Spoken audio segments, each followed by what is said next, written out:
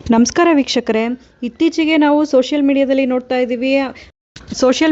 ನೋಡ್ತಾ ಇರೋವಂಥದ್ದು ಈ ಒಂದು ಚೈನ್ ಲಿಂಕ್ ಕಂಪ್ನಿಗಳ ಬಗ್ಗೆ. ಎಷ್ಟೋ ಒಂದು ಕಂಪ್ನಿಗಳಲ್ಲಿ ಜನ ಏನಿರ್ತಾರೆ, ಹಣ ಹೂಡಿಕೆನ ಮಾಡ್ತಾರೆ, ಒಂದು ಬೃಹತ್ತಾದ ಬಹುಮಾನ ಬರುತ್ತೆ ಅಂತ ಆಸೆ ಪಡ್ತಾರೆ, ಅಥವಾ ಯಾವುದೋ ಒಂದು ರೀತಿಯಲ್ಲಿ ನಮಗೆ ಇದರಿಂದ ಉಪಯೋಗ ಆಗುತ್ತೆ ಅಂತೇಳಿ ತಾವು ಕೂಡಿಟ್ಟಿರೋ ಹಣನ ಪ್ರತಿ ತಿಂಗಳು ಕೂಡ ಇಂಥ ಕಂಪ್ನಿಗಳಿಗೆ ಕಟ್ತಾ ಹೋಗ್ತಾರೆ. ಈಗಾಗಲೇ ನಾನು ತುಂಬ ವಿಡಿಯೋದಲ್ಲಿ ತಿಳಿಸಿದ್ದೀನಿ, EMI ಮೂಲಕ ಸೈಟ್ ಕೊಡ್ತೀವಿ ಅಂತ ಹೇಳಿ ಎಷ್ಟೋ ಕಂಪನಿಗಳು ನಿಮ್ಮ ಹತ್ರ EMIನ ಕಟ್ಸ್ಕೊಂಡು EMI ಮುಗಿಯೋಂಥ ಕಾಲದಲ್ಲಿ ಆ ಕಂಪ್ನಿಗಳೇ ಇರೋದಿಲ್ಲ ಅಂಥ ಪರಿಸ್ಥಿತಿ ಕೂಡ ತುಂಬ ಇದೆ. ಅಂಥ ಉದಾಹರಣೆಗಳು ಕೂಡ ತುಂಬ ಇದ್ದಾವೆ. ಅದೇ ರೀತಿ ಈ ಚೈನ್ ಲಿಂಕ್ ಏನಿರುತ್ತೆ, ಇದು ಕೂಡ ಬಹಳಷ್ಟು ಅಂದರೆ 99% ಫ್ರಾಡ್ ಕಂಪ್ನಿಗಳೇ ಇರುತ್ತೆ.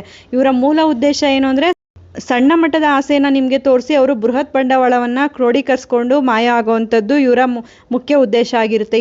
ಇದಕ್ಕೂ ಮೊದಲು ನಾವು ತುಂಬ ಕಂಪ್ನಿಗಳನ್ನ ನೋಡಿದ್ದೀವಿ. ಈ ರೀತಿ ಆಮಿಷಗಳನ್ನ ಕೊಟ್ಟು ಒಬ್ಬರನ್ನ ಸೇರಿಸಿದ್ರೆ ಏಜೆಂಟ್ಗಳಿಗೆ ಇಷ್ಟು ಹಣನ ಕೊಡ್ತೀವಿ ಅಂತೇಳಿ ಅವರು ಮೋಸ ಹೋಗೋದಲ್ಲದೆ ಮತ್ತೊಬ್ಬರನ್ನು ಕೂಡ ಇದರಲ್ಲಿ ಸೇರಿಸಿ ಅವ್ರಿಗೂ ಕೂಡ ಇವರು ಮೋಸ ಮಾಡ್ತಾ ಇರ್ತಾರೆ. ಇಂಥ ಕಂಪ್ನಿಗಳನ್ನ ಯಾಕೆ ನೀವು ನಂಬ್ತೀರಾ ಅನ್ನೋದು ಗೊತ್ತಾಗ್ತಾ ಇಲ್ಲ. ಆದರೂ ಕೂಡ ಇದ್ರ ಬಗ್ಗೆ ಎಚ್ಚರಿಕೆಯನ್ನು ವಹಿಸೋದು ಬಿಟ್ಟು ಯಾರು ಇದ್ರ ಬಗ್ಗೆ ಮಾತಾಡ್ತಾರೆ ಅವರ ವಿರುದ್ಧ ನೀವು ಹೋರಾಟನ ಮಾಡ್ಲಿಕ್ಕೆ ಹೋಗ್ತಾ ಇದ್ದೀರಾ ಅನ್ನೋದು ಎಷ್ಟರ ಮಟ್ಟಿಗೆ ಸರಿ ಅಂತ ಅನಿಸ್ತಾ ಇದೆ. ನಾವು ಪ್ರತಿಯೊಂದು ಯಾವುದೇ ಒಂದು ಕಂಪ್ನಿ ಜೊತೆಗೆ ವ್ಯವಹಾರನ ಮಾಡ್ತೀವಿ ಅಂದಾಗ ಮೊದಲನೇದಾಗಿ ನಾವು ಕೆಲವೊಂದು ಡಾಕ್ಯುಮೆಂಟ್ಗಳನ್ನ ನಾವೇ ಸ್ವತಃ ಪರಿಶೀಲನೆ ಮಾಡಬೇಕು. ಯಾರೋ ಮಾಡಿದ್ದಾರೆ, ನಮ್ಮ ಫ್ರೆಂಡ್ ಮಾಡಿದ್ದಾರೆ, ಅಥವಾ ನಮ್ಮ ರಿಲೇಷನ್ಗಳು ಮಾಡಿದ್ದಾರೆ, ಅವ್ರಿಗೆ ಚಿನ್ನ ಬಂದಿದೆ, ಕಾರ್ ಬಂದಿದೆ ಅಂತೇಳಿ ನೀವು ಕೂಡ ಹೂಡಿಕೆನ ಮಾಡ್ಲಿಕ್ಕೆ ಹೋಗಬೇಡಿ. ಮೊದಲನೇದಾಗಿ ಆ ಕಂಪನಿ ಕಾನೂನುಬದ್ಧನ ಅನ್ನೋದನ್ನ ತಿಳ್ಕೊಳ್ಳಿ. ಅದಕ್ಕೆ MCA ನೋಂದಣಿ ಆಗಿದೆಯಾ ಅನ್ನೋದನ್ನ ತಿಳ್ಕೊಳ್ಳಿ. ಅಂದರೆ ಮಿನಿಸ್ಟ್ರಿ ಆಫ್ ಕಾರ್ಪೊರೇಟ್ ಅಫೇರ್ಸ್ ಏನಿದೆ ಅದರ ನೋಂದಣಿ, ಅಂದರೆ ಕಂಪನಿಯು ಭಾರತ ಸರ್ಕಾರದ ಕಾರ್ಪೊರೇಟ್ ವ್ಯವಹಾರಗಳ ಸಚಿವಾಲಯದ ಅಡಿಯಲ್ಲಿ ನೋಂದಣಿ ಆಗಿದೆಯಾ ಅನ್ನೋದನ್ನ ತಿಳ್ಕೊಳ್ಳಿ. ಮತ್ತು ಕಂಪ್ನಿ ಹೆಸರಲ್ಲಿ ಪ್ಯಾನ್ ಕಾರ್ಡ್ ಇದೆಯಾ ಅನ್ನೋದನ್ನ ತಿಳ್ಕೊಳ್ಳಿ. ಯಾಕೆಂದರೆ ಅದು ತೆರಿಗೆ ಪಾವತಿಗೋಸ್ಕರ ಬಳಕೆ ಆಗುವಂಥದ್ದು. ಮತ್ತು GST ನೋಂದಣಿ ಇದೆಯಾ ಅನ್ನೋದನ್ನ ತಿಳ್ಕೊಳ್ಳಿ. ಅದು ಕೊಡುವಂಥ ಸೇವೆ ಆಗಿರ್ಬೋದು, ಸರಕುಗಳ ಪಾವತಿಗೆ ಇರುವಂಥ ಒಂದು ಸರ್ಟಿಫಿಕೇಟ್ ಆಗಿರುತ್ತೆ. ಹಾಗೆ ISO ಸರ್ಟಿಫಿಕೇಟ್ ಇದೆಯಾ ಅನ್ನೋದನ್ನ ತಿಳ್ಕೊಳ್ಳಿ. ಕಂಪನಿಯ ಗುಣಮಟ್ಟಕ್ಕೆ ಸಂಬಂಧಪಟ್ಟಂತೆ ನೀಡುವಂಥ ಸರ್ಟಿಫಿಕೇಟ್. ಹಾಗೆ MSME ನೀಡುವಂಥ ಉದ್ಯಮ ಸರ್ಟಿಫಿಕೇಟ್ ಇದೆಯಾ ಅನ್ನೋದನ್ನ ತಿಳ್ಕೊಳ್ಳಿ.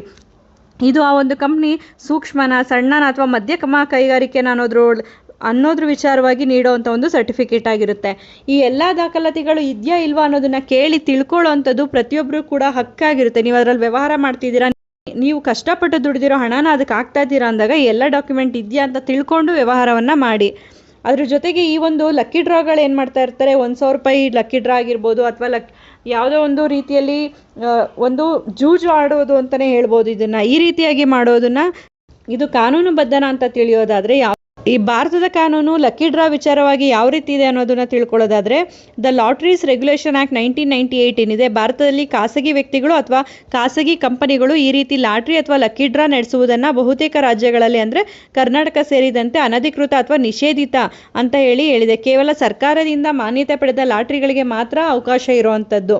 ಈ ಒಂದು ಹಣ ಚಲಾವಣೆ ನಿಷೇಧ ಕಾಯ್ದೆ ಏನಿದೆ, ಅಂದರೆ prize chits and money circulation scheme banning act 1978, ಸಾರ್ವಜನಿಕರಿಂದ ಹಣ ಪಡೆದು ಅದಕ್ಕೆ ಪ್ರತಿಯಾಗಿ ಯಾವುದೇ ಗ್ಯಾರಂಟಿ ಇಲ್ಲದ ಅದೃಷ್ಟದ ಆಧಾರಿತ ಬಹುಮಾನಗಳನ್ನು ನೀಡುವುದು.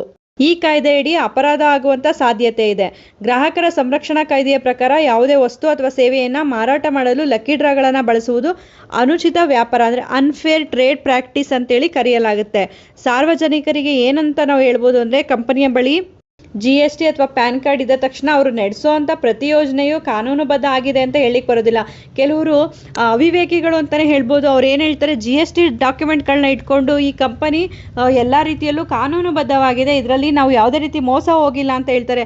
ಯಾರು ಹೇಳ್ತಿರ್ತಾರೋ ಅವರು ಇದರಿಂದ 100 ಜನನ ಸೇರಿಸ್ಬಿಟ್ಟಿರ್ತಾರೆ. ಅವ್ರಿಗೆ ಈ ಕಂಪ್ನಿಗೆ ಲಾಸ್ ಆಗಿದೆ ಅಂದಾಗ ಅವ್ರಿಗೆ ಅದರಿಂದ ತೊಂದರೆ ಆಗುತ್ತೆ ಅಂತ ಅವರು ಇದು ಮೋಸ ಅಂತ ಗೊತ್ತಿದ್ರು ಕೂಡ ಕಂಪ್ನಿ ಪರವಾಗಿ ನಿಂತ್ಕೊಳ್ಳೋ ಅಂತ ಕೆಲಸನ ಮಾಡ್ತಾ ಇರ್ತಾರೆ. ಲೈಸೆನ್ಸ್ ಇರುವುದು ಕಂಪ್ನಿ ನಡೆಸಲು ಮಾತ್ರವೇ ಹೊರತು ಸಾರ್ವಜನಿಕರಿಂದ ಹಣ ಸಂಗ್ರಹಿಸಿ ಲಾಟ್ರಿ ನಡೆಸೋದಕ್ಕೆ ಅಲ್ಲ ಅನ್ನೋದನ್ನ ತಿಳ್ಕೋಬೇಕು. ಈ ಸ್ಕೀಮ್ನಲ್ಲಿ ಹಣ ಹೂಡುವ ಮೊದಲು ಕಂಪನಿಯು ಸಾರ್ವಜನಿಕರಿಂದ ಹಣ ಸಂಗ್ರಹಿಸಲು RBI ಅಥವಾ ಸೆಬಿಯಿಂದ ಅನುಮತಿ ಪಡೆಯೋದಿದೆಯಾ ಅನ್ನೋದನ್ನ ನೀವು ಫಸ್ಟ್ ತಿಳ್ಕೋಬೇಕಾಗುತ್ತೆ.